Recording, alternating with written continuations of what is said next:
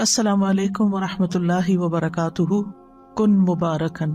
کل ہم نے برکت کا معنی اور مفہوم پڑھا کہ کچھ جگہوں میں برکت ہوتی ہے، کچھ زمانوں میں اوقات میں برکت ہوتی ہے، کچھ چیزوں میں برکت ہوتی ہے، کچھ لوگوں کے اندر برکت ہوتی ہے، اور پھر ہم نے بابرکت بننے کے لیے جو ضروری کام کرنے چاہیے، ضروری اقدامات کرنے چاہیے، ان کو شروع کیا تھا۔ اور اس میں سے پہلا قدم ہم نے پڑھا کہ برکت اللہ کی طرف سے ہوتی ہے۔ آج ہم انشاءاللہ شروع کریں گے کہ اللہ تعالیٰ کسی انسان میں کس طرح برکت پیدا کر دیتا ہے۔ اللہ سبحانہ وتعالیٰ نے مسیح علیہ السلام کے بارے میں فرمایا تھا، اس نے کہا بے شک میں اللہ کا بندہ ہوں، اس نے مجھے کتاب دی اور مجھے نبی بنایا اور مجھے بابرکت بنایا جہاں بھی میں ہوں، جہاں بھی جاؤں، گھر میں ہوں یا گھر سے باہر ہوں، اور مجھے نماز اور زکوٰۃ کی وصیت کی جب تک میں زندہ رہوں۔ تو اللہ سبحانہ تعالیٰ نے کچھ لوگوں کو بابرکت بنایا، ان میں برکت اتاری۔ اللہ سبحانہ تعالیٰ کی برکت حاصل کرنے کے لیے ہمیں کیا کرنا چاہیے؟ سوال یہ پیدا ہوتا ہے کہ اللہ کی برکت کیا ہے، یعنی جو بندوں میں آتی ہے تو اس کا اثر کیا ہوتا ہے، اس کا نتیجہ کیا ہوتا ہے؟ شیخ ابن عثیمین کہتے ہیں کہ جب اللہ تعالیٰ کسی انسان کی اس چیز میں برکت نازل کر دیتا ہے جو اس کو عطا کی گئی ہوتی ہے، جیسے مال ہے، اولاد ہے، گھر ہے، گاڑی ہے، علم ہے، تو اس کا تھوڑا بھی اس کے لیے بہت زیادہ ہو جاتا ہے۔ اور جب برکت چھین لی جاتی ہے تو بہت ساری چیزیں بھی، ڈھیروں مقدار بھی قلیل ہو جاتی ہیں، تھوڑی ہو جاتی ہیں۔ کتنے ہی انسان ہیں کہ اللہ تعالیٰ ان کے ہاتھوں پر کم دنوں میں ہی بہت زیادہ برکت ڈال دیتے ہیں، یعنی تھوڑے دنوں میں وہ بڑے بڑے کام کر جاتے ہیں، تھوڑی سی زندگی میں بھی بڑے بڑے کام ان سے سرزد ہو جاتے ہیں۔ اور دوسرا انسان اسی کام کو، اتنے ہی اماؤنٹ کے کام کو بہت زیادہ دنوں میں بھی نہیں کر پاتا۔ کتنے ہی انسان ایسے ہیں کہ ان کے پاس دولت کم ہوتی ہے لیکن وہ اپنے گھر میں خوشحال ہوتے ہیں کیونکہ اللہ نے ان کے مال میں برکت ڈال دی ہوتی ہے۔ اور کتنے ہی لوگ ایسے ہیں جن کے پاس ملینز ہوتے ہیں لیکن وہ خوش نہیں ہوتے، ان کی ضروریات پوری ہی نہیں ہوتی۔ اس بارے میں مجھے کسی نے قصہ سنایا کہ ایک امام صاحب تھے، ان کی تھوڑی سی تنخواہ تھی، تو ان سے کسی نے پوچھا کہ تم اتنے کم پیسوں میں کیسے گزارا کرتے ہو؟ ان کا کہ الحمدللہ ہمارا گزارا ہو جاتا ہے اور میں اس پر اللہ کا بڑا شکر گزار ہوں۔ میں ایک چھوٹی سی مثال دیتا ہوں کہ پچھلے 18 سال سے میرے گھر کا ایک بلب بھی فیوز نہیں ہوا، ایک لائٹ بھی خراب نہیں۔ اس کو برکت کہتے ہیں کہ آپ کا پیسہ ضائع نہیں ہوتا، نقصان میں نہیں جاتا، بیماری میں نہیں جاتا، ٹوٹ پھوٹ میں نہیں جاتا۔ اور کچھ لوگ ہیں کہ ان کے پاس بہت ہے لیکن اسی حساب سے نکلتا بھی ویسے ہی ہے اور زیادہ بھی پورا نہیں پڑتا، کمی کا ہی شکار رہتے ہیں، کمی کو روتے رہتے ہیں۔ تو کئی چیزوں میں برکت ہوتی ہے، مثلاً علم میں برکت۔ جس شخص کو اللہ تعالیٰ علم میں برکت عطا کرتے ہیں وہ علم کے اعتبار سے مبارک ہوتا ہے، تو وہ جس مجلس میں بھی بیٹھتا ہے لوگ اس کے علم سے فائدہ اٹھاتے ہیں۔ اور اسی طرح اس شخص کے اندر بھی علم کو پہنچانے کا شوق ہوتا ہے، وہ ہر طریقے سے علم کو نشر کرتا ہے، علم کو عام کرتا ہے۔ اور اس کی مثال ہمارے سابقہ علماء ہے کہ کس طرح انہوں نے بغیر بجلی کے، بغیر رات کی روشنی کے، یعنی لالٹینوں میں دیے جلا کے، اور بعض اوقات جیسے امام بخاری کا آتا ہے کہ چاندنی راتوں میں کتاب التاریخ لکھی، جو رجال کی تاریخ تھی، اور بھی علماء نے بڑی بڑی کتابیں لکھی۔ تو اس کی بنیادی وجہ کیا تھی؟ مثلا امام بخاری کو ہم لیں تو ہمیں یوں نظر آتا ہے کہ جیسے ان کے عمل میں اخلاص تھا، جس کی وجہ سے آپ دیکھیں کہ ان کی کتاب کو اللہ کی کتاب کے بعد سب سے صحیح ترین کتاب مانا گیا، اس پر علماء امت کا اتفاق ہے۔ اور پھر اتنے 100 سال بعد آج بھی مسلمانوں کے گھروں کی بھی زینت ہے اور لائبریریوں کی بھی، اور لوگ اس کو پڑھتے ہیں۔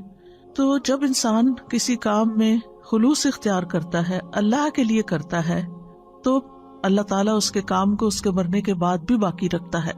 اسی طرح انسان کے اخلاق میں برکت کیا ہوتی ہے کہ انسان فراخ دل ہوتا ہے، سچا ہوتا ہے، نرم مزاج ہوتا ہے، اور لوگ اس کے اخلاق کی تعریف کرتے ہیں، جو اس سے ملتا ہے خوش ہو جاتا ہے۔ اسی طرح انسان کے چھوٹے چھوٹے کاموں میں بھی برکت ہو جاتی ہے، اس کے اعمال کے نتائج کے اعتبار سے۔ بعض اوقات انسان ایک چھوٹی سی ایفرٹ کرتا ہے، چھوٹا سا مشورہ کسی کو دے دیتا ہے کہ اچھا تم یہ کاروبار کر لو، وہ بچہ اس کاروبار میں لگ جاتا ہے اور وہ بہت کامیاب ہو جاتا ہے۔ اب اس شخص نے تو ایک چھوٹا سا مشورہ دیا، لیکن خلوص کے ساتھ دیا، خیرخواہی کے ساتھ دیا، محبت کے ساتھ دیا، اور وہ اتنا فلرش کر گیا اور اس سے اتنے سارے لوگوں کو فائدہ پہنچا۔ اس نے کبھی خواب میں بھی نہیں سوچا تھا کہ اس کا ایک چھوٹا سا مشورہ جو ہے وہ کتنا کارآمد ہوگا، کتنے لوگوں کے لیے فائدہ مند ہوگا۔ اسی طرح کچھ لوگوں کے مال میں برکت ہوتی ہے، یعنی تھوڑا بھی ہوتا ہے لیکن اس سے خیرات بھی کر رہے ہوتے ہیں، اپنی ذات پہ بھی خرچ کرتے ہیں، اپنے رشتہ داروں پہ بھی خرچ کرتے ہیں، یعنی ان کی زندگی میں ایک اطمینان نظر آتا ہے۔ تو ہمیں اپنے مبارک بننے کے لیے اللہ تعالیٰ سے دعا کرنی چاہیے کہ اللہ سبحانہ وتعالیٰ ہمارے علم میں بھی برکت دے، کہ جو ہم نے سیکھا ہے وہ صرف ہماری ذات میں ہی آ کے ختم نہ ہو جائے، ہم اس پر عمل کریں، عمل کی مثال بنے، اس کو سکھانے والے بنے، اس کو آگے بڑھانے والے بنے۔ پھر اسی طرح اللہ تعالیٰ ہمارے اخلاق میں برکت دے، ہمارے اعمال میں برکت دے، کہ کوئی بھی کام کریں، ہم چھوٹا کریں یا بڑا، اس سے زیادہ لوگوں کو فائدہ پہنچے، کیونکہ برکت کا معنی کیا ہوتا ہے؟ الزیادہ والنمو، یعنی اس چیز کا بڑھ جانا، نشو و نما پانا، کثرت میں ہو جانا۔ اور اسی طرح اللہ تعالیٰ مال میں بھی برکت دے، اولاد میں برکت دے، اور ہم جہاں بھی ہوں بابرکت بنے۔ بابرکت بننے کے لیے انسان کو توحید اختیار کرنی چاہیے، یعنی اللہ سبحانہ تعالیٰ سے خالص تعلق رکھنا چاہیے، اور اس کے لیے ہمیں اللہ سبحانہ تعالیٰ کے نام اور ان کی صفات جو ہیں صرف ان کو جاننا ہی نہیں چاہیے، ان کے ساتھ we should live with them، یعنی ہم جب اللہ تعالیٰ کے بارے میں سوچیں، اللہ تعالیٰ کے بارے میں گمان کریں، تو ہم اپنے مختلف کاموں کے ساتھ اللہ کی ان صفات کو یاد کریں۔ مثلاً اگر ہم کھانا کھا رہے ہیں تو ہم کیا سوچیں کہ اللہ رازق ہے، اللہ نے یہ رزق مجھے دیا ہے۔ پھر اسی طرح اگر ہمیں کوئی مشکل ہو رہی ہے تو اس کے ناموں کے ساتھ ہم اس کو پکاریں، یا حیو یا قیوم برحمتک استغیث، اللہ کی رحمت کے ساتھ فریاد کریں۔ پھر اسی طرح زندگی کے جو مختلف کام ہیں ان کاموں کے ساتھ ہم اللہ تعالیٰ کی ان صفات کو ریلیٹ کرتے جائیں، تو انشاءاللہ اس طریقے سے آپ کا ایک پرسنل لیول پر اللہ سبحانہ تعالیٰ کے ساتھ ایک تعلق بن جائے گا۔ اس کو ایک چھوٹی سی مثال سے سمجھیں کہ جب آپ دنیا میں کسی انسان سے محبت کرتے ہیں، مثلا اپنے والدین سے، اور ان کی کچھ عادات آپ کے اندر آ جاتی ہیں، تو پھر آپ مینشن کرتے ہیں وہ میری والدہ بھی تھی نا، وہ بھی اسی طرح ہی لوگوں کو کھانا کھلاتی تھی، وہ یوں صدقہ خیرات کرتی تھی، میرے والد تھے نا تو وہ ایسا کرتے تھے۔ یعنی آپ کا ایک کنیکشن ہوتا ہے، جو کام آپ کر رہے ہوتے ہیں نا اس کو کنیکٹ کر لیتے ہیں اپنے پیاروں کے ساتھ، تو ذرا اس سے اور اوپر اٹھ جائیں۔ یعنی جو بھی آپ کام کر رہے ہوں تو ساتھ ساتھ اللہ کو یاد کریں۔ ایک تو یہ کہ اللہ سبحانہ تعالیٰ کی ہستی کو یاد کرنا، محسوس کرنا، اور ایک یہ کہ اس کی صفات کے ساتھ، اس کے ناموں کے ساتھ، تو اس طرح آپ کی زندگی میں اور بھی زیادہ برکت ہوگی۔ اور جتنا جتنا آپ اللہ سبحانہ تعالیٰ کے لیے خالص ہوتے جائیں گے، اتنا اتنا آپ کے دل سے دنیا کے غم اور دنیا کی ہرس اور دنیا کی جو کمی کمزوری ہے، وہ آپ کو جو پریشان کرتی ہے، وہ آپ کے دل سے نکلتی چلی جائے گی۔ آپ رزق کے معاملے میں صرف اللہ پہ ڈیپینڈ کریں گے کہ اللہ رازق ہے، اور اس کے علاوہ لوگوں سے آپ کی ایکسپیکٹیشن نہیں رہے گی۔ اور جب لوگوں سے ایکسپیکٹیشن نہیں رہے گی تو پھر آپ کے اندر وہ لوگوں کی طرف سے اگر کوئی کمی بیشی ہوتی ہے تو کوئی غم اور دکھ بھی نہیں ہوگا، اور کسی چیز پر کوئی لالچ بھی نہیں ہوگا کہ ہائی اس کے پاس اتنا ہے، نہ آپ کسی سے حسد کریں گے، کیونکہ آپ کو پتا ہے کہ اصل تو رازق اللہ، اصل تو سورس اس کے پاس ہے۔ مجھے لوگوں سے کیا لینا دینا کہ میں ان کا دیکھ کے جلوں یا ان کے اوپر حسد کروں یا ان سے ناراض ہوں کہ ان کے پاس اتنا ہے تو مجھے کیوں نہیں دیتے اور میرا خیال کیوں نہیں رکھتے۔ نہیں، مجھے تو دینے والا اللہ ہے۔ اور جب اللہ پر انسان ڈیپینڈ کرتا ہے تو پھر اس کے دل سے یہ فکر نکل جاتی ہے، اور وہ دیکھتا ہے کہ چڑیوں، پرندوں، چیونٹیوں تک کو وہ رزق دیتا ہے، پتھر کے کیڑوں کو وہ رزق دیتا ہے، تو کیا وہ مجھے نہیں دے گا؟ اور اسی طرح دیگر صفات میں بھی، یعنی اس سے آپ کے دل سے ہرس اور لالچ بھی نکل جائے گی، اور لوگوں کے ساتھ بدگمانی اور لوگوں کے ساتھ گلے شکوے اور لوگوں کی پھر غیبتیں اور یہ ساری چیزیں بھی آپ کے اندر سے نکل جائیں گی۔ پھر اسی طرح ایک اور چیز ہے بابرکت بننے کے لیے کہ اپنے رب کو راضی رکھیں، اس کی اطاعت کر کے اور اس کی نافرمانی کے کام چھوڑ کر۔ ابن القیم رحمۃ اللہ علیہ کہتے ہیں کہ برکت کا جامع راز یہ ہے کہ جو بابرکت شخص ہوتا ہے وہ وقت کی قیمت کو جانتا ہے، اور وہ یہ ہے کہ ہر لمحے اللہ کی رضا کا کام کرنا، یعنی جو بھی کوئی کام کر رہے ہیں اس کو اس طرح چیک کرتے جائیں کہ اس پر اللہ راضی ہے کہ نہیں، اور یہ اس کے وقت اور اس کی قیمت کا تقاضا ہے. یعنی میرے وقت کی قیمت کیا ہے کہ میں اس میں وہ کام کروں، چاہے میں دنیا کا کام کر رہی ہوں، چاہے میں دین کا کام کر رہی ہوں، چاہے میں عبادت کر رہی ہوں، کچھ بھی کر رہی ہوں، اس میں مقصود کسی انسان کی خوشی نہ ہو بلکہ اللہ کی خوشی ہو کہ میرا رب راضی ہو جائے گا. اور جب رب راضی ہو جائے گا تو آپ دیکھیں گے کہ بندے بھی آپ سے راضی ہو جائیں گے. اللہ تعالیٰ جس بندے سے راضی ہوتا ہے نا، اس کے لیے دنیا میں رضا اتار دیتا ہے اور پھر بندے بھی اس سے راضی ہو جاتے ہیں. لیکن اگر اللہ راضی نہیں ہے تو پھر لوگوں کو آپ کتنا بھی راضی کرنے کی کوشش کریں، اللہ کو بھول کر چھوڑ کر، تو وہ راضی نہیں ہو سکتے. پھر اسی طرح یہ ہے کہ جب انسان اللہ کو راضی کرنے کے لیے کوشش کرتا ہے تو پھر وہ لوگوں کی تعریف کو منتظر نہیں رہتا کہ کون مجھے پوچھتا ہے، کون مجھے اپریشیٹ کرتا ہے، کون میرے لیے بڑی بڑی باتیں کرتا ہے. اور پھر انسان کو اس بات کی فکر لگ جاتی ہے کہ اللہ کی نگاہ میں میرا مقام کیا ہے اور میری وہاں بھی قبولیت ہے یا نہیں. اس کو اپنے اعمال میں قبولیت کی فکر ہو جاتی ہے، نہ کہ لوگوں کی تعریف کی، کیونکہ ساری دنیا بھی اگر اس کی تعریف کرنے لگے اور اگر اللہ تعالیٰ اس سے راضی نہیں تو ایسے شخص کی زندگی میں کوئی خوشی نہیں ہو سکتی. پھر اسی طرح جو مبارک انسان ہوتا ہے وہ ہر چیز کو اس نقطہ نظر سے دیکھتا ہے کہ اس کے ذریعے میں اللہ تک کیسے پہنچوں، اس کے ذریعے میں اللہ تک کیسے پہنچوں. مثلاً اگر وہ کسی کی خدمت کرتا ہے تو وہ یہ سوچ کے کرتا ہے، چاہے گھر والوں کے لیے کھانا پکاتے ہیں آپ، ان کے لیے کلیننگ کرتے ہیں، ان کے لیے سارے جو بھی گھر کے کام کاج ہو، ان کے اوپر احسان کرتے ہوئے نہ کریں، یہ سوچ کے کریں کہ اس سے میرا رب راضی ہوتا ہے اور اس سے آپ کی تھکاوٹ بھی ختم ہو جائے گی. یہ میں اپنے رب کی خوشی کے لیے کر رہی ہوں، میں صرف شوہر کی خوشی کے لیے نہیں کر رہی.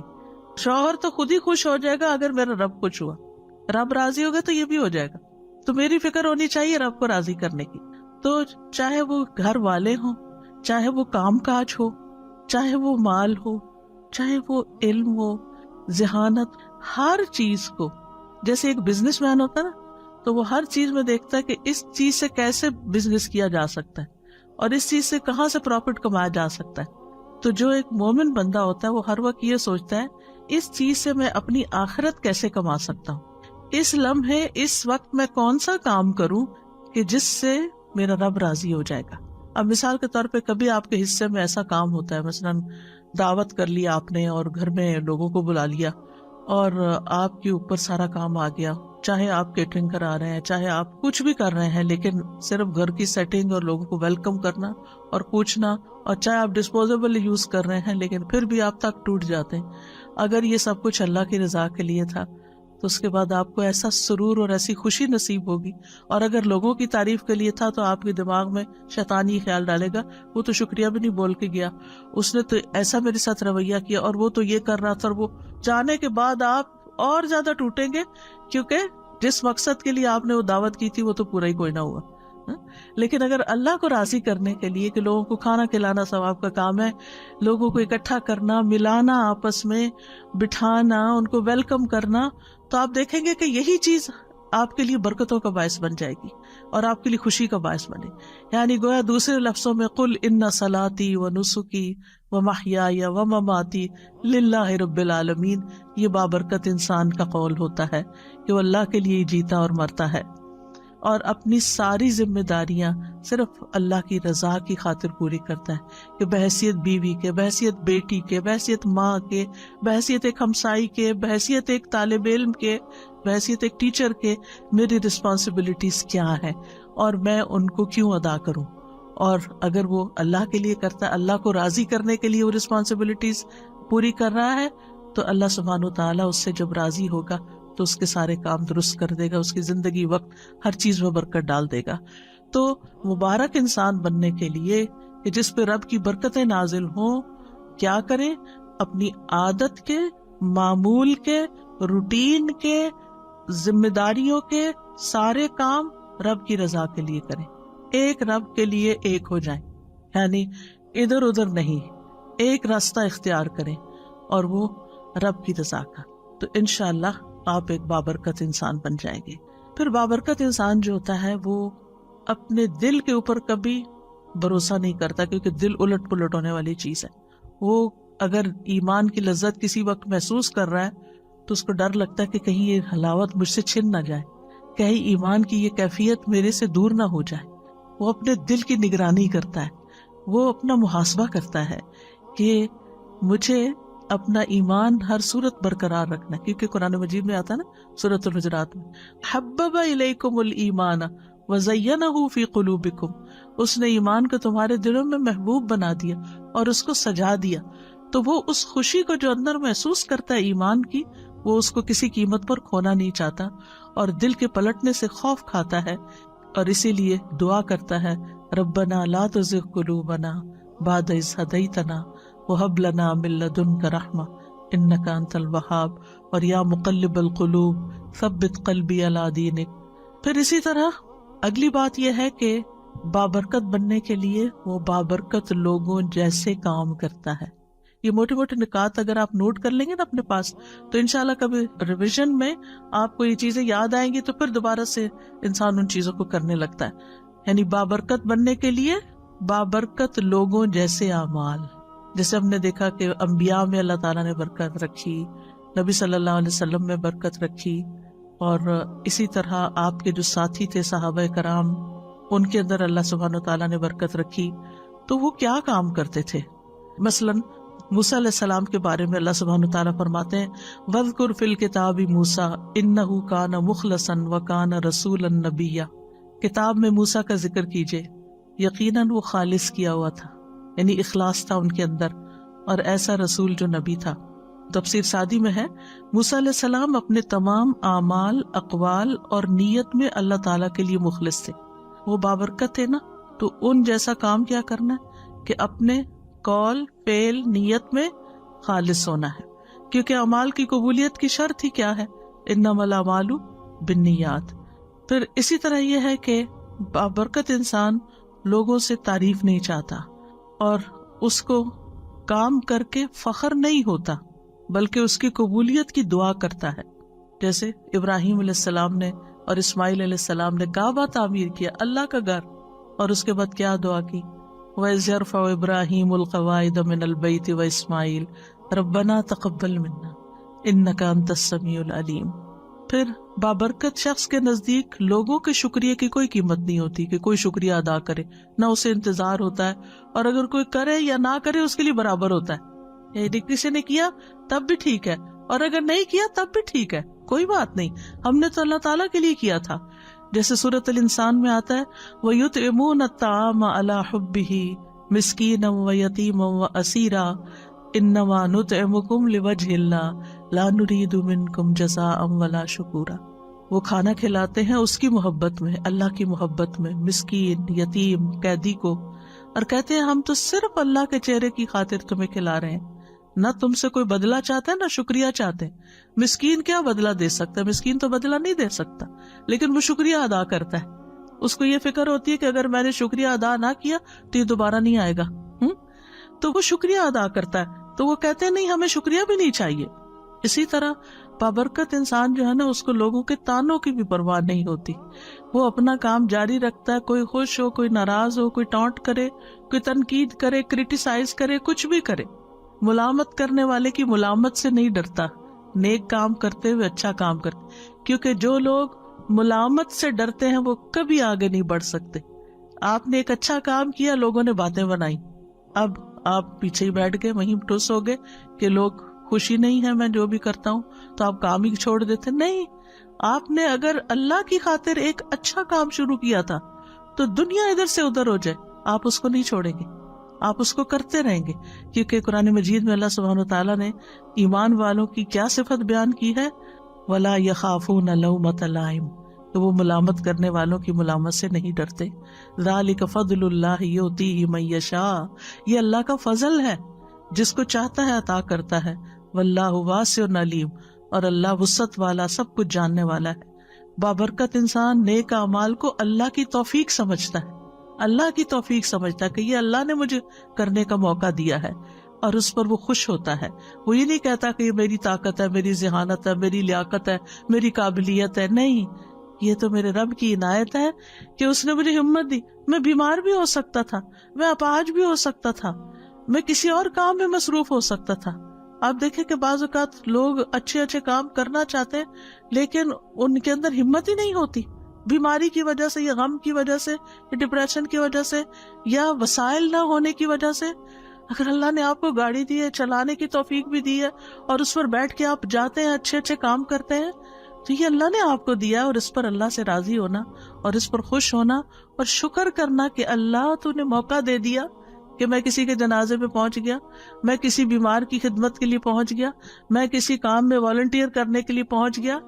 تو وہ نہ کسی پہ احسان جتاتے، نہ تعریف چاہتے، نہ شکریہ چاہتے ہیں، بلکہ اور شکر گزار ہوتے ہیں کہ میرے رب نے مجھے یہ توفیق عطا کی ہے۔ اور اسی طرح جیسے کہ ہم دیکھتے ہیں سورۃ ہود میں آتا ہے نا کہ پیغمبر نے کہا کہ میں ان ارید الا الاصلاح ما استطعت، کہ میں تو اصلاح ہی کرنا چاہتا ہوں جتنی میری ہمت ہے، وما توفیقی الا باللہ، مجھے اس کام کی صرف توفیق اللہ ہی دیتا ہے، علیہ توکلت و الیہ انیب، اسی پر میرا بھروسہ ہے اور اسی کی طرف میں رجوع کرتا ہوں۔ اسی لیے جو مبارک انسان ہوتا ہے اس کے منہ پر لا حول ولا قوت الا باللہ ہوتا ہے کہ یہ ساری توفیق اللہ ہی نے مجھے دی ہے، نہ کسی چیز کو پھیرنے کی قوت ہے اور نہ ہی کسی کام کے کرنے کی قوت ہے، لا حول ولا قوت الا باللہ۔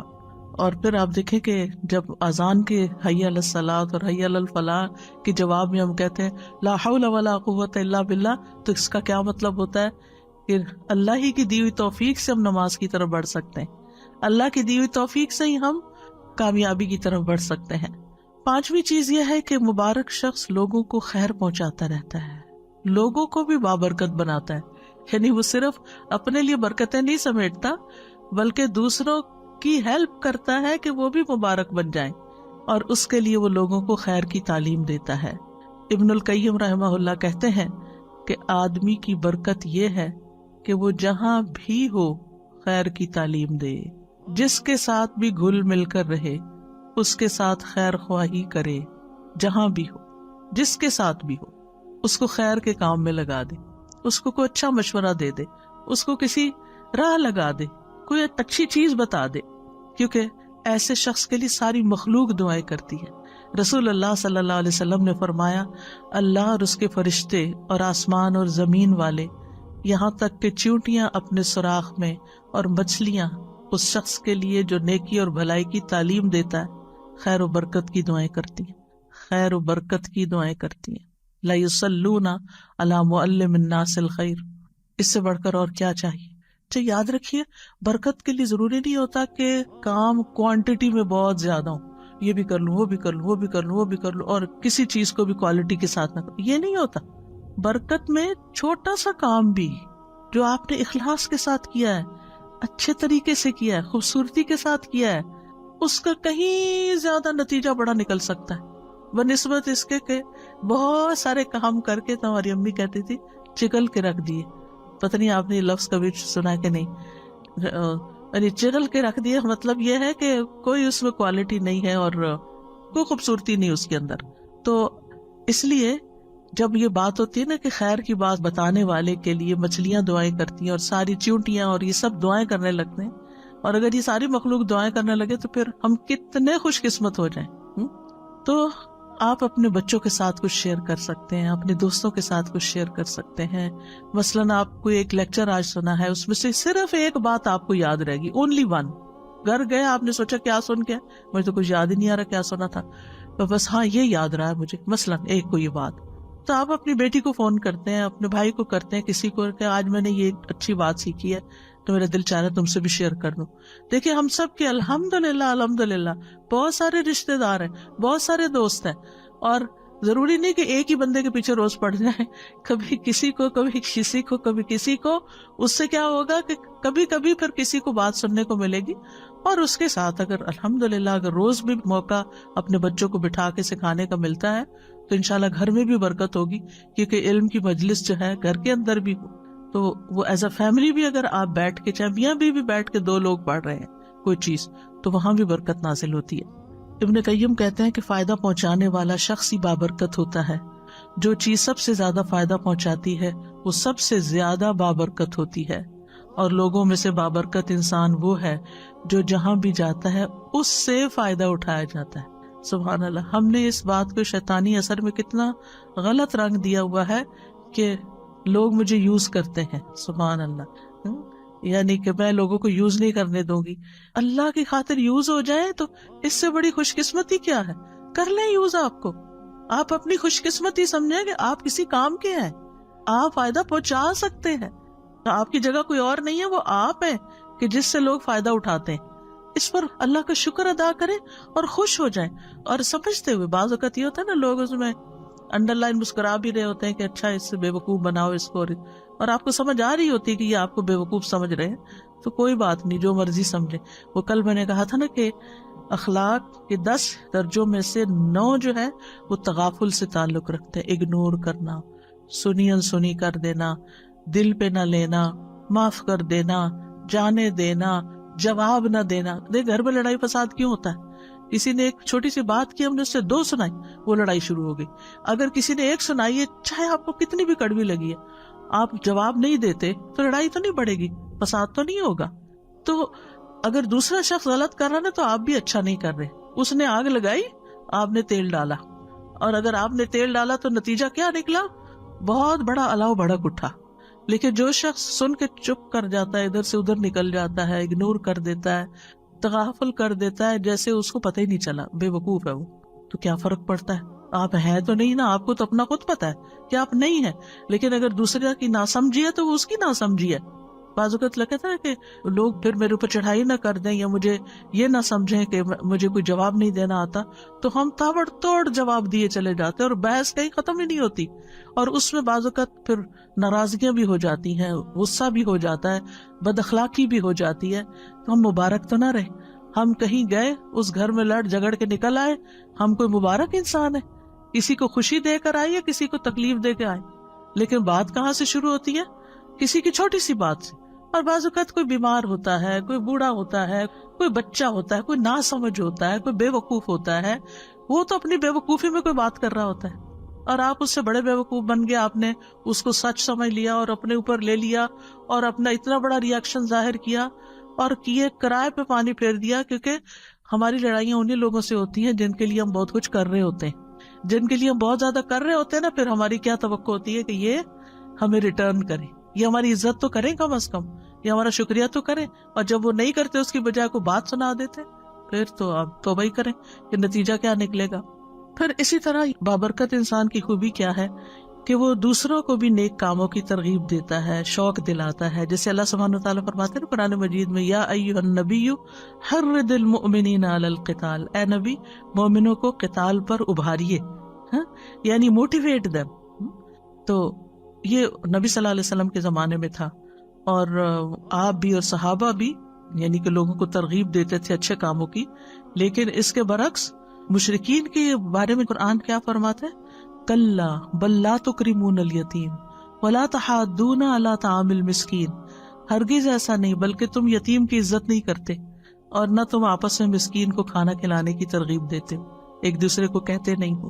تو اس کا کیا مطلب ہے کہ ایک وہ ہے کہ جو نیکی کی ترغیب دیتا ہے اور ایک وہ جو نہیں دیتا. تو قرآن نے کنڈیم کیا ہے ان لوگوں کو جو نیک کاموں کی ترغیب نہیں دیتے. سورۃ ماؤن میں کیا آتا ہے؟ ولا یحض علی طعام المسکین. اللہ تعالیٰ اس کو کنڈیم کر رہا ہے کیا کہ وہ مسکین کو کھانا کھلانے کی ترغیب نہیں دیتا, دوسروں کو نہیں کہتا. پھر اسی طرح یہ ہے کہ بعض اوقات ہمارے اپنی وسعت میں کوئی کام کرنا نہیں ہوتا, لیکن ہم دوسرے کو بتا سکتے ہیں کہ دیکھو وہ فلاں جگہ یہ اس کام کی ضرورت ہے, میرے پاس گاڑی نہیں, تم جا سکتی ہو, تم جا کے کر لو. تو آپ نے صرف بتایا. تو الدال علی الخیر کفاعلہ, کسی کو نیکی کے کام کا رستہ دکھانے والا ایسا جیسے اس نے خود کر لیا. اس کی اپنی جینوئن ریزن تھی, کسی وجہ سے نہیں گیا, لیکن اس نے کسی کو فون کر دی. نبی صلی اللہ علیہ وسلم کے پاس کبھی کوئی کچھ لینے کے لیے آتا, مانگنے کے لیے, تو آپ فرماتے کہ اس کی سفارش کرو تاکہ تمہیں بھی اجر مل جائے. سبحان اللہ, یہ ہے برکت نا, مبارک انسان, کہ وہ سارا ثواب خود ہی نہیں لوٹ رہا, وہ کسی اور کو بھی ساتھ شامل کرتا ہے کہ اچھا میں نے تو دینا ہی ہے, جو اللہ چاہے گا اپنے نبی کے ہاتھ سے دلوائے گا, لیکن تم اشفعوا تؤجروا, اس کی شفاعت کرو, سفارش کرو, اجر پاؤ. صرف سفارش کر کے تم اجر پا سکتے ہو. اور ہم ہو تو الٹا منع ہی کرتے, اس کو نہ دیکھنا, یہ روز مانگنے آ جاتا ہے. لیکن یہ کہ نبی صلی اللہ علیہ وسلم تو دینے والوں میں سے تھے. اسی طرح نیک کاموں کی طرف دوسروں کی رہنمائی کر دے. ایک شخص نبی صلی اللہ علیہ وسلم کے پاس سواری مانگنے آیا تو آپ کے پاس سے اسے کوئی سواری نہ ملی جو اسے منزل تک پہنچاتی. آپ نے اسے ایک دوسرے شخص کے پاس بھیج دیا تو اس نے سواری دے دی.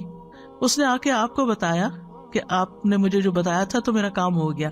کئی دفعہ ایسے ہوتا ہے نا کہ لوگ واپس تھینک یو کا میسج کرتے ہیں کہ آپ نے وہ بتایا تھا وہ ہو گیا, تو آپ کو کتنی خوشی ہوتی ہے اس وقت. تو آپ صلی اللہ علیہ وسلم نے اس وقت فرمایا بھلائی کی طرف رہنمائی کرنے والا ثواب میں بھلائی کرنے والے کی ہی طرح ہے. سواری اس نے دی, ثواب ان کو بھی ملا کیونکہ انہوں نے راستہ دکھایا تھا, وہاں چلے جاؤ.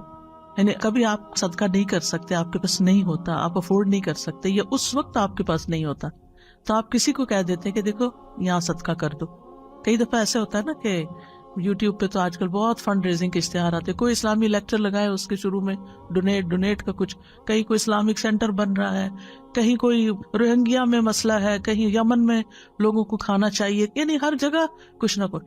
تو کوشش کیا کرے کہ ہر جگہ کچھ نہ کچھ ڈال دے. کہیں کوئی مسجد بن رہی ہے, کہیں کچھ بھی, وہ نہیں آپ کو جانتے لیکن آپ اپنا حصہ ڈال دیا کرے. اچھا اب میرے جیسے جو کریڈٹ کارڈ نہیں ہے کسی کے پاس, تو آپ کسی کو لنک بھیج سکتے ہیں کہ دیکھو یہ میرا خیال ہے بہت اچھا موقع ہے نیکی کرنے کا. اپنے بچوں کو کہیں جو کماتے ہیں ان کو کہیں کہ بیٹا یہ اس میں ڈال دو, ان کو ایڈریس بھیج دیں, کچھ کریں تاکہ اور لوگ بھی اس کام میں شریک ہو جائیں. اب وہ جو بھی کریں گے, چاہے ایک اینٹ وہاں رکھیں گے, وہ آپ کا بھی ثواب اس اینٹ کا مل جائے گا ساتھ. تو ایک دوسرے کو نیکی کے کاموں کی جگہ بتانا جو ہے یہ بھی ایک بہت بڑی نیکی ہے. اور خاص طور پر جب اللہ سبحانہ وتعالیٰ نے آپ کو مال عطا کیا ہو تو اس مال کے اثرات آپ کے اپنے اوپر بھی نظر آنے چاہیے, آپ کے لباس میں, کپڑوں میں, رہن سہن میں. اور اس کے علاوہ دائیں بائیں خرچ بھی کریں, رشتہ داروں کو بھی دیں, غریبوں مسکینوں کو بھی دیں, دوست احباب کو بھی دیں. علم ہے تو وہ اسی طرح آپ کے اپنے اوپر عمل نظر آنا چاہیے, اور اس کے علاوہ دائیں بائیں لوگوں کو سکھائیں بھی. اسی طرح اگر کوئی اللہ نے منصب آپ کو دیا ہے, کہیں آپ کی کوئی بات سنی جاتی ہے اور کچھ لوگ آپ سے سفارش کرانے آتے ہیں, تو اس کو یہ نہ کہے کہ یہ تو روز کا ہی کام بن گیا ہے. نہیں, تنگ دل نہ ہو, انہیں کہ شکر ہے اللہ تو نے مجھے اس قابل بنایا کہ میں کسی کا مسئلہ حل کر سکتی. یعنی یہ قابلیت ہر ایک کے اندر نہیں ہوتی, ہر ایک کی کوئی بات نہیں سنتا, لیکن اگر آپ کی کوئی سن لیتا ہے اور آپ کسی کا کام کروا دیتے ہیں تو آپ ایک مبارک انسان ہیں. پھر اسی طرح یہ ہے کہ قرآن مجید میں بھی آتا ہے نا فَأَمَّا مَا يَنْفَعُ النَّاسَ فَيَمْكُثُ فِي الْأَرْضِ, اور لوگوں میں سب سے بہترین وہ ہے جو لوگوں کو سب سے زیادہ نفع دیتا ہے. یعنی لائن میں سب سے آگے وہ ہوگا قیامت کے دن کہ جو لوگوں کے لیے زیادہ فائدہ مند ہے. ابن عمر کہتے ہیں ایک آدمی نبی صلی اللہ علیہ وسلم کے پاس آیا اور کہا اللہ کے رسول کون سے لوگ اللہ کو زیادہ پیارے ہیں اور کون سے اعمال اللہ کو زیادہ پسند ہیں؟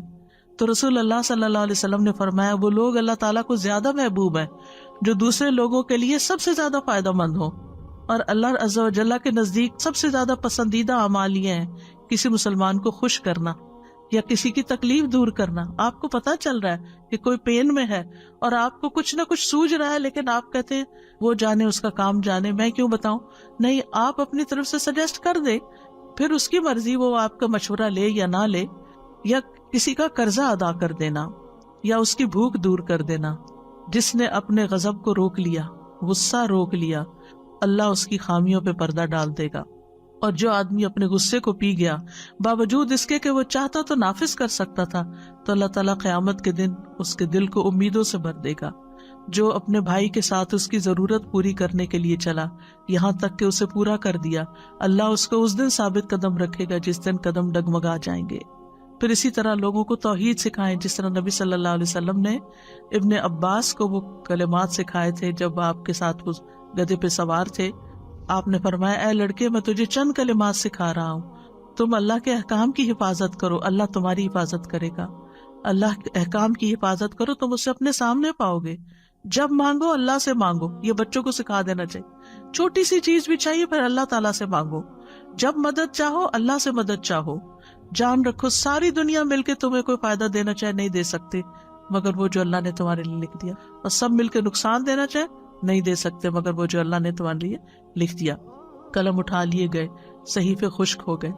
اسی طرح مصیبت آنے پر لوگوں کو اچھی نصیحت کریں, اللہ کے تقوی کا حکم دیں, صبر کی نصیحت کریں. جیسے نبی صلی اللہ علیہ وسلم ایک قبر کے پاس سے گزر رہے تھے اور روتی ہوئی عورت کو دیکھا تو آپ نے اس کو نصیحت کی اور پھر اسی طرح یہ ہے کہ غم میں، ڈپریشن میں، اداسی میں، دکھ میں دوسروں کو امید دلائیں کہ یہ دن گزر جائیں گے، حالات اچھے ہو جائیں گے، سب ٹھیک ہو جائے گا، اور پھر اس کو مصیبت پر صبر کا اجر بھی بتائیں کہ کتنا بڑا اجر اور ثواب ہے تمہارے لیے جو اللہ نے تمہیں اس امتحان میں ڈالا ہے، تم اللہ سے راضی رہو۔ پھر اسی طرح یہ ہے کہ بابرکت لوگوں کا ساتھی بنے۔ ایک اور قدم کیا ہے؟ بابرکت لوگوں کا ساتھی بنے۔ اب آپ کے ہمیں تو کوئی سمجھ نہیں آتی، یہاں تو کوئی دنیا میں بابرکت ہمیں مل نہیں رہا، لیکن الحمدللہ ہمارے سلف صالحین میں بہت لوگ بابرکت، ان کی سیرت پڑھیں، ان کی بکس پڑھیں، جو کام انہوں نے کیے، آپ یقین کریں کہ آپ کا دل اتنا بڑا ہو جائے گا، آپ حیران ہو جائیں گے کہ میں کن باتوں میں الجھی ہوئی ہوں، میں کن باتوں پہ رو رہی ہوں، اتنی پیٹی چیزوں کے اوپر پریشان ہوں اور لڑائی ڈال کے رکھی ہوئی ہے، یہ تو کوئی بات ہی نہیں ہے۔ آج مجھے کسی نے آرٹیکل بھیجا امام ابن تیمیہ کے بارے میں کہ کتنی دفعہ وہ جیل میں گئے تھے، 7 دفعہ جیل میں گئے تھے۔ امام ابن تیمیہ کا فتاویٰ آپ نے دیکھو گا 35 والیوم میں، اور اس کے علاوہ بھی کئی کتابیں، اتنا علمی کام کیا، اور لوگ ان کے پیچھے پڑے رہتے، یعنی جو لوگ بڑے کام کرتے ہیں ان کے حاسد بھی بہت ہوتے، تو ہر تھوڑے دن کے بعد جا کے حاکم کے پاس شکایت کر کے ان کو جیل بھجوا دیتے تھے، اور جب وہ وہاں جاتے وہاں وہ اور کتابیں لکھ لیتے تھے۔ اور آپ کو معلوم ہے لاسٹ ٹائم جو وہ جیل میں گئے تھے کتنی دفعہ قرآن پڑھا تھا؟ 80 بار، 80 بار قرآن پڑھا تھا۔ ہم نے ساری زندگی میں 80 بار نہ پڑھا ہوگا۔ کس طرح وقت کو استعمال کیا۔ آپ دیکھیے کہ جب انسان ایسے لوگوں کے حالات پڑھتا ہے کہ 7 دفعہ جیل میں گئے، تو پھر آپ کو اپنی پریشانیاں کیا لگتی ہیں؟ بہت چھوٹی لگتی ہیں نا۔ یعنی انسان کے اوپر کبھی کبھی ایسا ہوتا ہے نا کہ حالات تنگ ہونے لگتے ہیں، کوئی ادھر کی پریشانی ادھر کی ٹو مچ پر۔ اس وقت کیا کرنا چاہیے؟ ایسی کتابیں پڑھنی چاہیے جس سے پتہ چلے کہ آپ سے پہلے جو بابرکت لوگ تھے، کیونکہ بابرکت اس لیے کہتے ہیں کہ ان سے خیر بہت پھیلی، لوگوں کو فائدہ بہت پہنچا، اس لیے بابرکت کہتے ہیں۔ تو ان کی زندگیوں میں کتنی پریشانیاں آئیں، اور انہوں نے کس طرح ان کو جیلا، اور انہوں نے ان کو کچھ نہیں سمجھا اور وہ آگے نکل گئے۔ تو ایسے لوگوں کے حالات زندگی پڑھیں اور ان کے ساتھ رہیں، ایسی کمپنی اختیار کریں، ان کی سیرت اپنائیں، ان سے دلی تعلق رکھیں، ان سے محبت کریں، کیونکہ ایسے لوگوں کی محبت جو ہوتی ہے وہ بھی خوشی دیتی ہے، کیونکہ نیک لوگوں سے محبت عرش کے سائے تلے جگہ دے گی، نور کے ممبروں پہ ہوں گے ایسے لوگ، ایمان کے کامل ہونے کی دلیل ہے۔ اور حدیث قدسی میں آتا ہے جو لوگ میری رضا کی خاطر آپس میں محبت کرتے ہیں ان کے لیے میری محبت واجب ہو جاتی ہے، وجبت محبتی للمتحابین فیہ، جو اللہ کی خاطر محبت کرتے ہیں۔ اچھا، ایک ہوتا ہے نا جس سے ہم انس رکھتے ہیں، اس سے محبت کرتے ہیں، اور اس کو ہم اوپر ٹیگ لگا دیتے ہیں اللہ کی خاطر محبت ہے۔ اس کے برعکس ایک اور انسان ہے، وہ تھوڑا اجنبی ہم سے، لیکن ہے نیک، تو ہمیں اس سے بھی محبت کرنی چاہیے۔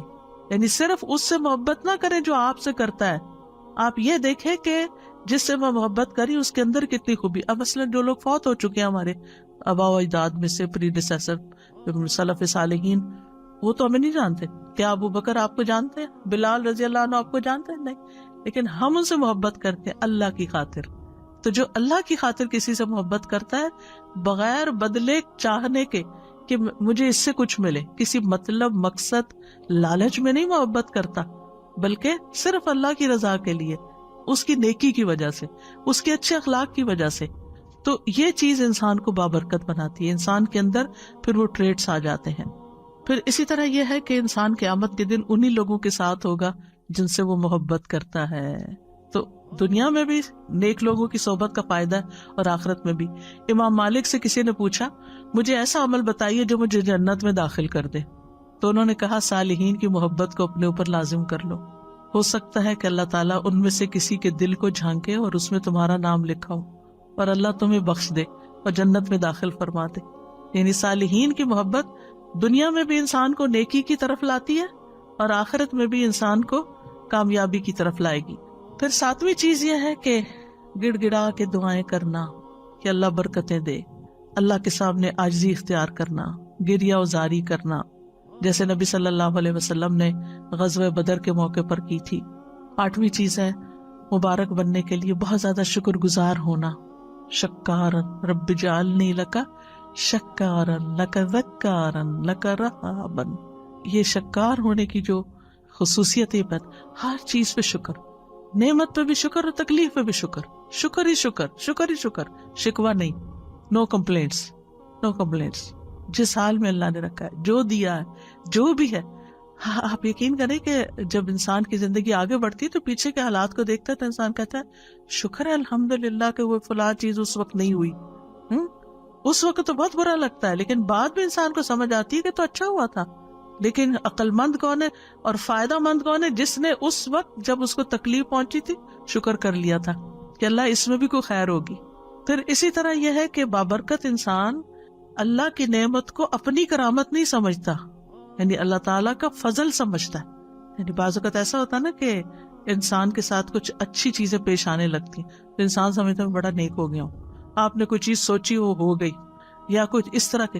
तो इस तरह की चीजें जो है ना ये राज में होनी चाहिए कि आपको कोई ऐसा ख्वाब आ जाता है, लोग बहुत इंसिस्ट करते हैं ना कोई ख्वाब सुनाए अच्छा सा, या कभी आपको पूछते हैं आपको कभी फलां नजर आया, ये हुआ।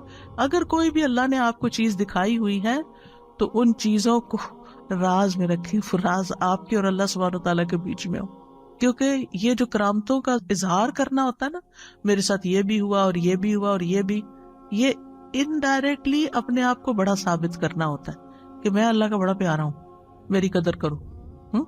तो इससे भी बचना चाहिए। यानी अल्लाह ने अगर आपके ऊपर कोई फजल किया है, कोई इनाम किया है, तो उस पर शुक्र अदा करें, ना कि उसको अपनी करामत समझे।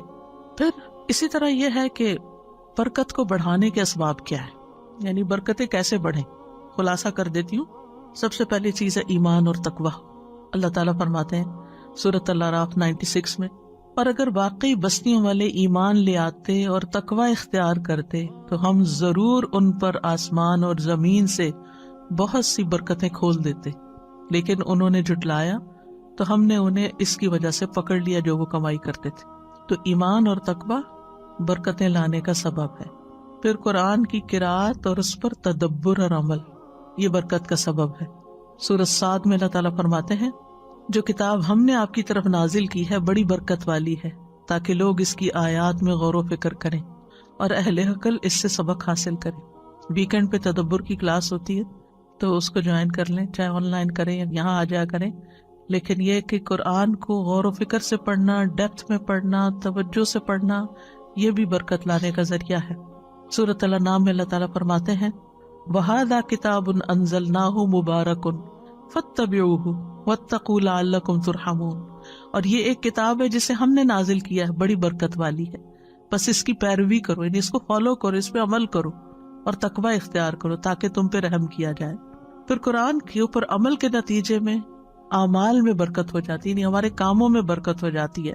अल्लाह सुब्हानहू तआला सूरत अल-माइदा में फरमाते हैं, वलौ अन्नहुम अकामुत तौरात वल इंजीला वमा उनज़िला इलैहिम मिन रब्बिहिम लअकलू मिन फौक़िहिम व मिन तहति अर्जुलिहिम। अगर वो वाकई तौरात और इंजील की पाबंदी करते और उसकी जो उनकी तरफ उनके रब की तरफ से नाजिल किया गया तो यकीनन वो अपने ऊपर से और अपने पाँव के नीचे से खाते, यानी इतनी बरकतें उन पर नाजिल होती।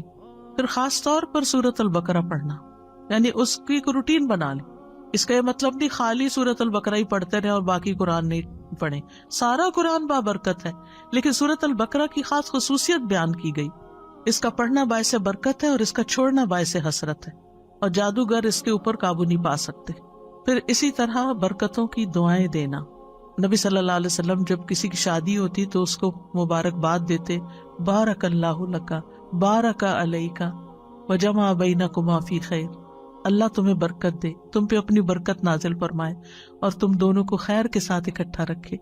बच्चा पैदा हो तब बरकत की दुआ, किसी का खाना खाएं खिलाएं, यानी हर वक्त उनके अंदर बरकतों की दुआ। और इसी तरह सलाम जो है, अस्सलामु अलैकुम व रहमतुल्लाहि व बरकातुहू, तहियतुन मुबारकतुन।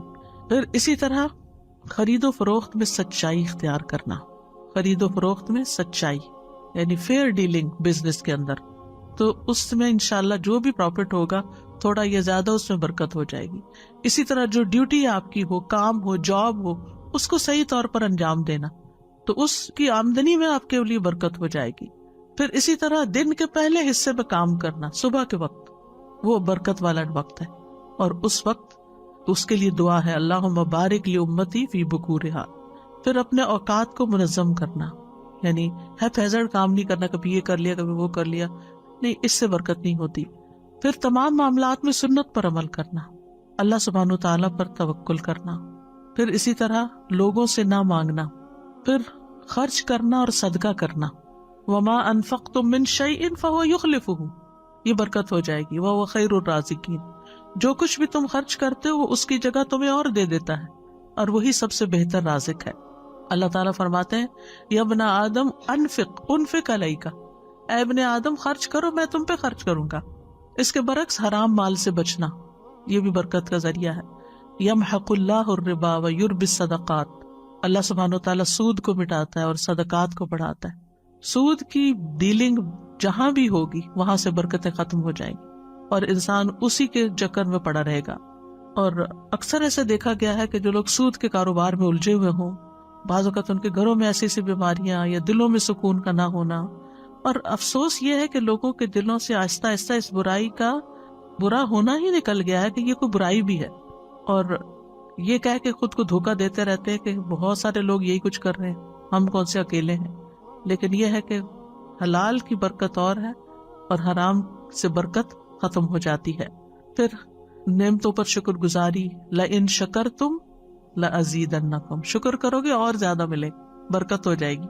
پھر فرائض کی ادائیگی، صلہ رحمی، جس شخص کو یہ بات پسند ہو، اس کی عمر میں برکت ہو اور رزق میں اضافہ ہو جائے، اسے چاہیے کہ اپنے والدین کے ساتھ نیکی کرے اور صلہ رحمی کیا کرے۔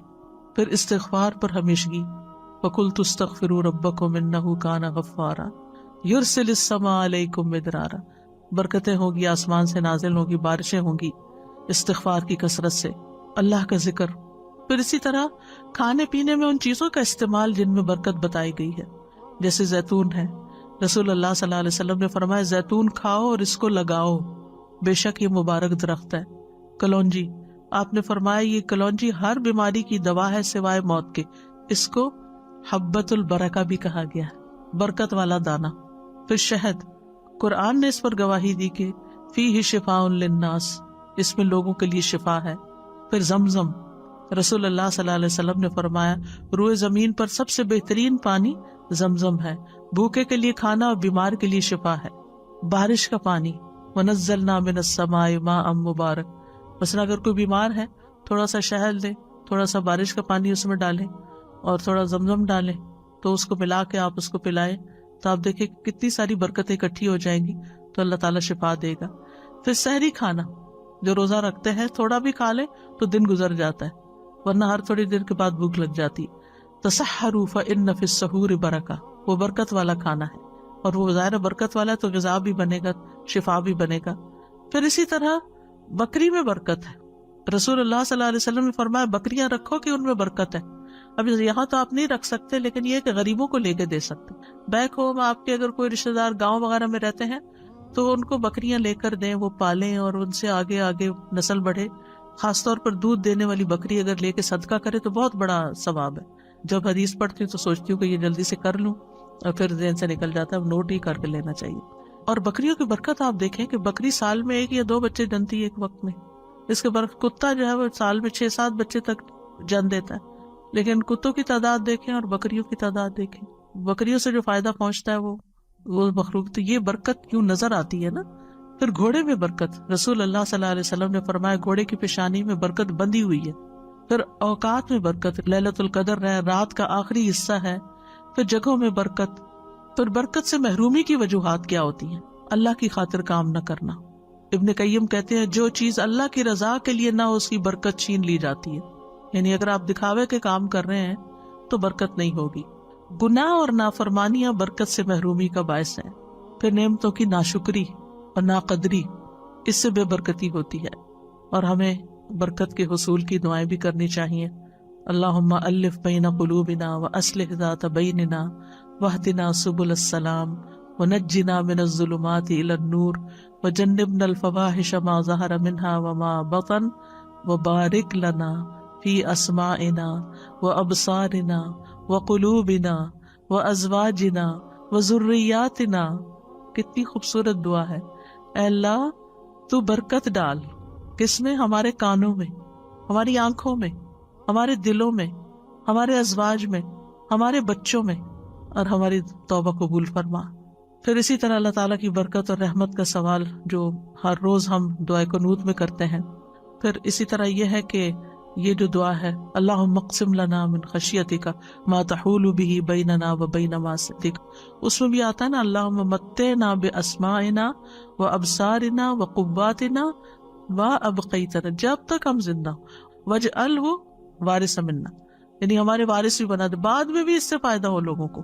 ایک اور دعا آپ کرتے تھے، اللہم متعنی بسمعی وبصری واجعلہم الوارث منی وانصرنی علی من یظلمنی وخذ منہ بصاری، اے اللہ مجھے میری سماعت اور بصارت سے فائدہ دے اور انہیں میرا وارث کر دے، اور جو مجھ پر ظلم کرے اس کے خلاف میری مدد فرما اور اس سے میرا بدلہ لے لے، اور دوسروں کو بھی برکت کی دعائیں کرے۔ یعنی اور کچھ نہیں تو بارک اللہ فیک اپنی عادت بنا لے۔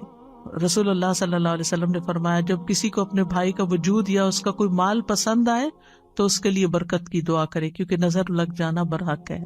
پھر سلام کے وقت برکت کی دعا، ملاقات کے وقت، تعارف کے وقت بارک اللہ فیک کا کہنا، پھر نئے بچے کو دعا دینا اور اس میں بھی برکت کے الفاظ آتے ہیں۔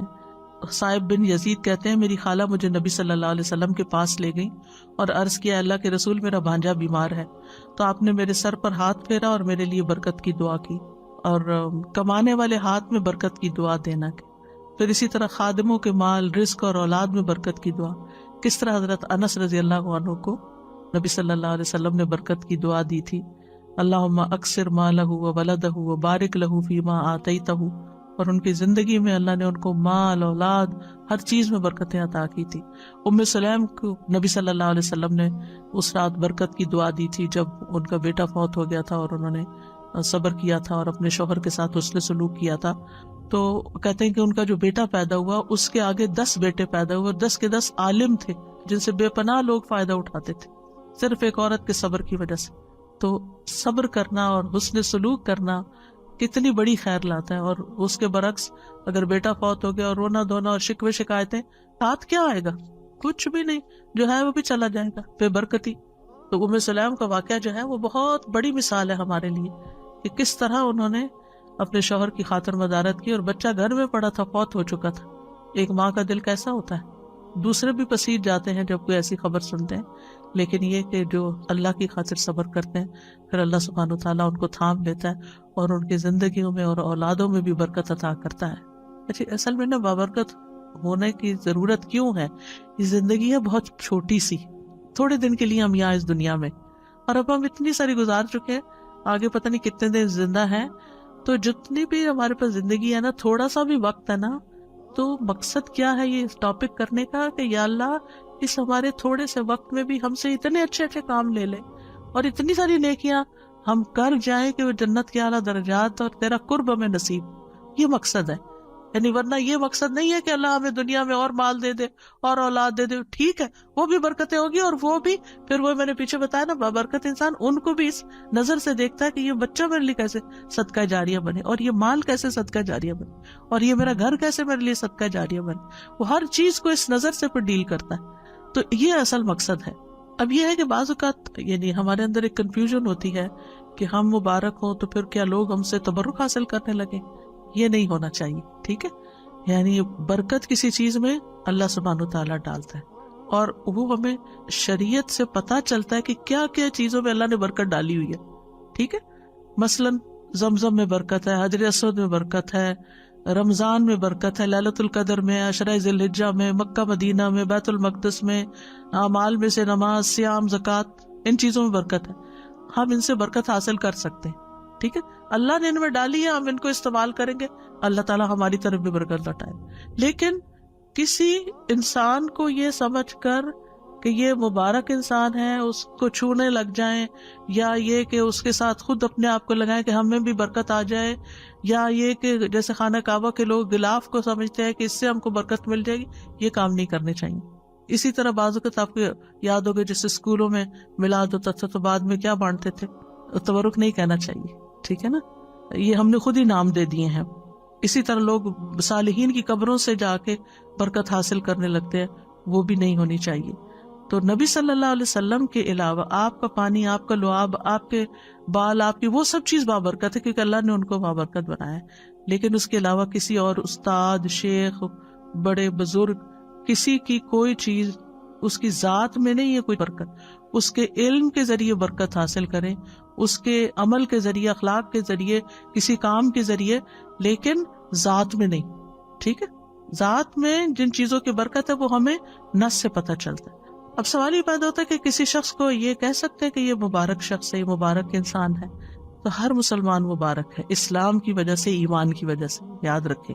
ٹھیک ہے، اور جتنا جتنا کسی کے اندر تقویٰ ہوتا ہے، لوگوں کو فائدہ پہنچاتا ہے، اسی حساب سے اس میں برکت ہوتی ہے. نبی صلی اللہ علیہ وسلم نے فرمایا بے شک درختوں میں ایک درخت ایسا ہے یقیناً اس کی برکت مسلمان کی برکت جیسی ہے. ٹھیک ہے، کیا یہ کہہ سکتے ہیں کسی کو کہ تم ہمارے لیے بہت بابرکت ہو؟ اس میں یہ ہے کہ ہم یہ کہہ سکتے ہیں کہ الحمدللہ آپ کے آنے سے برکت ہو گئی. یعنی یہ نہیں کہ آپ کی ذات کی برکت کوئی الٹ گئی یہاں، یعنی اس کا جو آثار ہیں، جو نتائج ہیں کہ ایک اچھی محفل ہو گئی، ہم نے کچھ سیکھا، کوئی ہم نے خیر کے راستے اختیار کیے، تو یہ چیز برکت ہے. نہ کہ اس کی ذات کے اندر کہ وہ آپ کے سر پہ ہاتھ پھیر دے تو آپ کو برکت مل جائے گی، یا کوئی آپ کو اپنا کپڑا دے دے تو اس میں برکت ہوگی. یہ نہیں ہوگا. ٹھیک ہے، ہم یہ کہہ سکتے کہ یہ ہمارے لیے بہت بابرکت ثابت ہوئی ہے. پہلے سے ہم کسی کو پیشن گوئی نہیں کر سکتے، ہم یہ کہہ سکتے ہیں الحمدللہ یہ ہمارے لیے بہت بابرکت ثابت ہوئی ہے کہ یہاں آ کے ہمیں اللہ کا دین ملا ہے، ہمیں نیکی کی توفیق ہوئی ہے، خیر کے کام ہوئے ہیں. تو وہ جو نتائج ہوتے ہیں نا، یعنی برکت کہاں سے ظاہر ہوتی ہے؟ کسی چیز کے نتائج سے. ٹھیک ہے، تو اللہ سبحانہ وتعالی ہم سب کو مبارک بنائے اور ہماری زندگی میں، اوقات میں، اموال میں، اولاد میں، ہر چیز میں برکتیں عطا کرے. بارک اللہ فیکم.